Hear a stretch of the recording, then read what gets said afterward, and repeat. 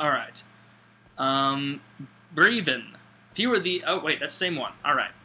Kirby H. Pirate Bay co-founder being released from prison. I didn't even know about that, but 2 thumbs up, I say, because I use Pirate Bay, and I will continue to use it, even if he was still in prison. So there you go. Good for him. Awkward Turtle. Talk about stupid people. I need a little bit more initiation. I need a little bit more of a, a push to talk about stupid people, because there are so many different subsets of stupid people. There are stupid people in every subsection of every religion, of every ideology, even secular ideologies. It's by no means just religious or anything like that, but there are dumb people everywhere. You got to give me some, you got to point me towards somewhere on that. A lot of dumb people on the internet, too.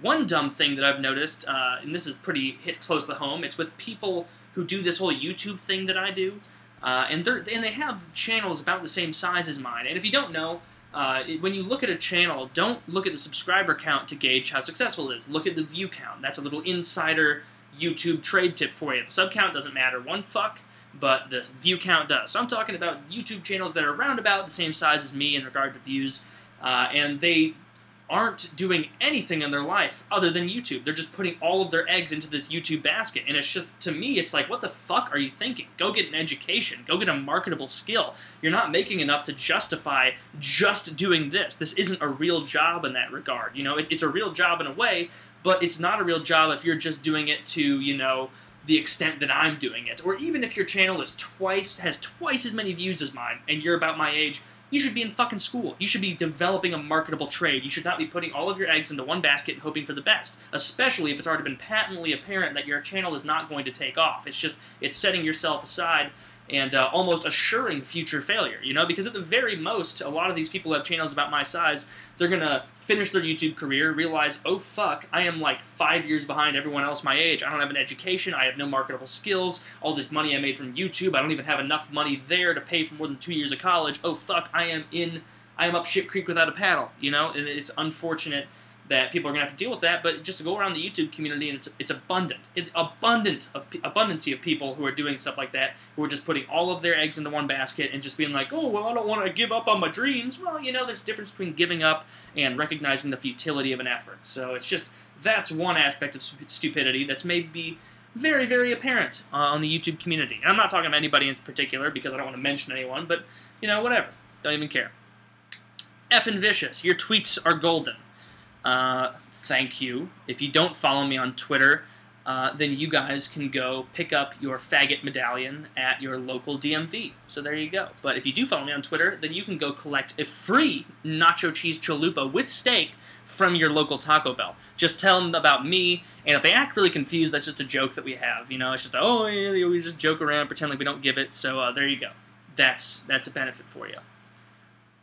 Z.E. Redder. What is your most hated food as a kid? Brussels sprouts. Brussels sprouts, the texture is awful, the taste is awful, everything about them makes me sad. They just look bad, they feel bad, and they make me sad, and I want nothing to do with them. That would be my first act, actually, as Emperor of the Star Wars universe, is eradicating all trace of Brussels sprouts everywhere, and that will, and even now, I never grew into them. Brussels sprouts suck asshole. They are disgusting. They're nasty. Cut them in half, and then try and eat them. They're just moist and soft, and the texture feels like baby vomit, and it just doesn't taste like anything but bad foliage. Ew. Ugh. Okay. Too easy, say it. The Nietzschean perspective being a conversation ender for almost all intelligent conversations. I guess by the Nietzschean, I've never even heard of the term Nietzschean. By perspective, I assume you're meaning, like, what is the word I'm looking for? Existential nihilism. I guess that's what you'd be looking for as far as a term goes. But it's not a conversation ender, really. Existential nihilism, which is what I assume you're talking about, is nothing more than the contention that nothing objectively matters. You may perceive a good and an evil in a situation, but there's no objective basis for this. It's all based on intuition. It's based on cultural norms and, cultural reciprocity with other people in that respective culture. It's not so much... I've never used it, really, in an argument to try and shut someone down, because, honestly, maybe the reason it does such a good job of shutting other perspectives down is because there aren't too many arguments against it, because the primary argumentation against existential nihilism is people will say, oh, you can't believe that because there has to be an objective morality, there has to be an objective right and an objective wrong. And the easy Nietzschean, I guess as you would say, response to that is to say, no, there's no objective basis for saying that something is objectively worse than something else. You're just saying that because of empathy, and empathy is nothing more than a human emotion. By that logic, why do we give empathy more weight than anger or frustration? Those are both other human emotions. Why do we not give them the similar credence as empathy in regard to moral decisions? You know what I mean? So I guess maybe it's a good argument because people can't combat it, because all it comes down to is, yeah, but I feel this way, and that's the only argument they have for it. And usually, if you really just delve deep and you confront someone and make them realize that their contention is nothing more than their feelings, then it makes them uncomfortable, because then they suddenly realize there's no empiricism behind their belief, and it really it shakes them to the core. That's what being offended is. I think that most of taking offense at something is seeing a discrepancy made in your own worldview, and that causes some internal cognitive dissonance, and you try and reconcile that by projecting your insecurities onto someone else. But that's just my layman's perspective on that. Maybe I didn't even answer at all what you were trying to say, but I tried. There we go. Mog Psych, are all men born equal?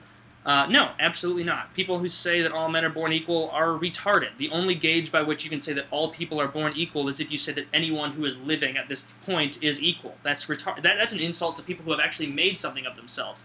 If you say, oh, everyone's created equal, then everyone is equal, then you're saying, that serial murderer sitting on death row, yeah, that guy's just as equal as, Stephen Hawking, someone who devoted their life to science, to the furtheration of human knowledge.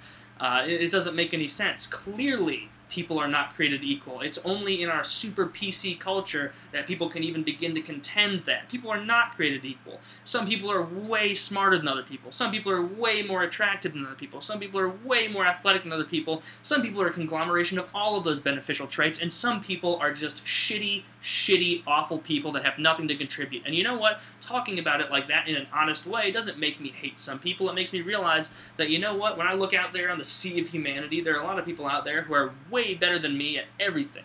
And there are a lot of people out there who are way worse at me way worse at everything than me, I should say. It's just, I don't know, it's a phenomenal kind of insecurity in our society where we have to pretend that everyone is equal, despite the fact that we all know that the only barometer by which you could gauge all of these people equal is if they all have a pulse, and that's retarded. That doesn't make any sense. So yeah, people are not born equal at all. If everyone was born equal, then it would be apparent by our actions, which are not equal. So there you go. Bill Up His Beast, talk more about college stuff. Well, you gotta be more specific than that, man. I don't know what college stuff you want me to talk about.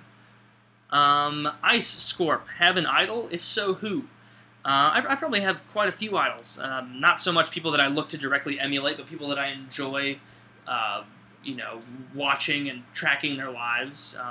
I guess the most recent one who died was, I've mentioned this, Christopher Hitchens. I really enjoy reading his essays. I've worked through his collection of essays. That text, arguably, it's entertaining. I enjoy listening to his works in text because it's almost as though I could hear the snide, derisive tone of his voice as I read it, because he was such an eloquent speaker.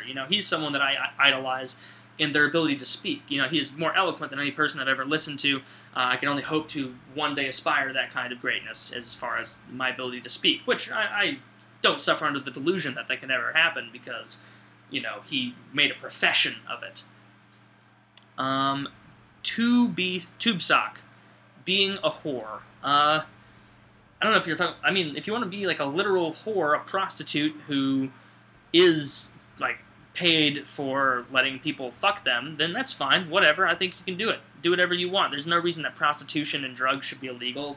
Why? Why should someone be able to dictate to you whether or not you should purchase someone who's willingly agreed to have their vagina on sale? It doesn't matter, I would never do it, probably, because I don't know, I just don't think I could ever reconcile the fact that during the sex you just be like, this woman is only doing it because you paid her. That's just, that kind of negates the fun, obviously for a lot of people it doesn't, but that's just my personal, perspective on that.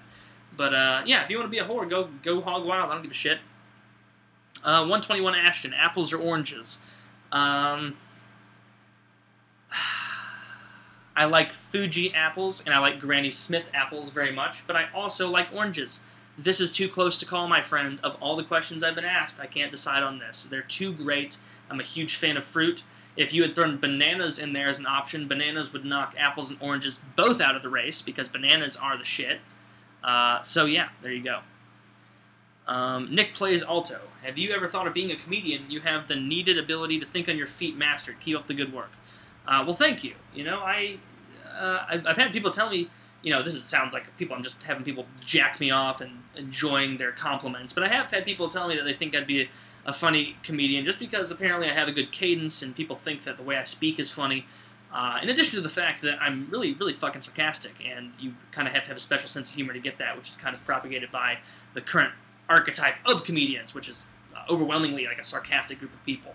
So I don't ever think I would do it because I don't think I'm funny enough to pursue a career like that. When you watch stand-up comedians, I love watching stand-up comedians because you have to realize that's the highest form of storytelling. There's telling stories to people who are living their lives on Twitter and Facebook and YouTube and the internet with all of these stimulations constantly bombarding us, and yet they're fighting through that and making you laugh based on nothing more than themselves on the stage. And that, to me, is remarkable, you know?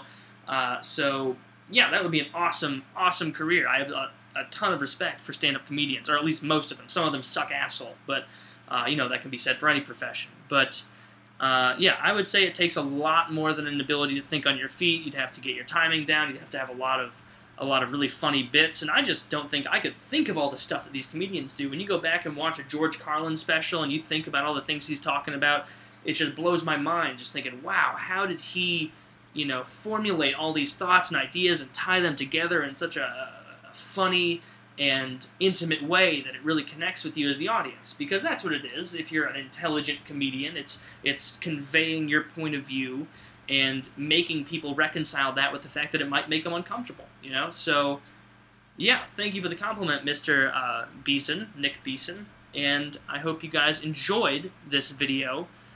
If you didn't, then that's really lame of you, and I'm pretty frustrated, but if you did, that's totally tits. So, leave a rating and a favorite, and blah, blah, blah, blah, blah. Amen. I love you.